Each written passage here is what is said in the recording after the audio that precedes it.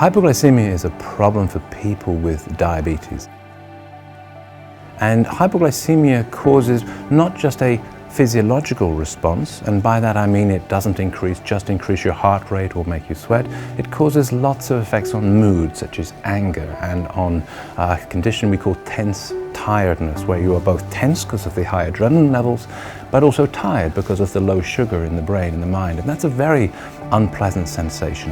And when it's very severe, some people lose consciousness. It's terrifying at times. It's paralysing, it's scary, it's a pain. It's the most difficult thing ever because I can't play with my kid or I can't finish doing the tasks that I'm doing. I've spent my working life designing experiments, but after nearly 30 years, hypoglycemia is still a major problem, and we've virtually just scratched the surface. The aim of this project is to try and define precisely what degree of hypoglycemia carries those sorts of risks. Risks to the health, risks to happiness, risk to the patient, risk to the people around them. Hypoglycemia can be very severe and can have extremely dangerous consequences, including coma and death.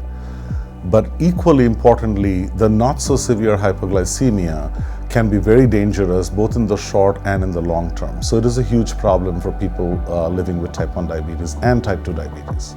For me, as a person with diabetes, I'm scared of having a hypo. My girlfriend even more.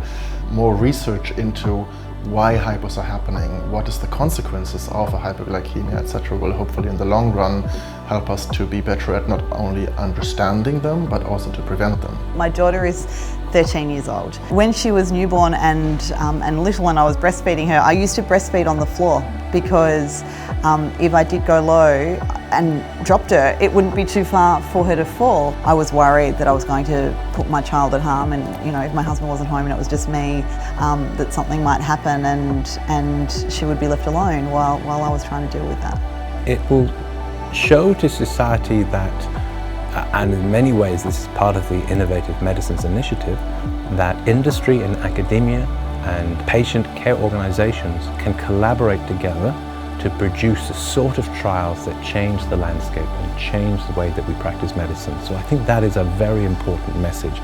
Maybe the training that I would have received 20 years ago would have been different on that part.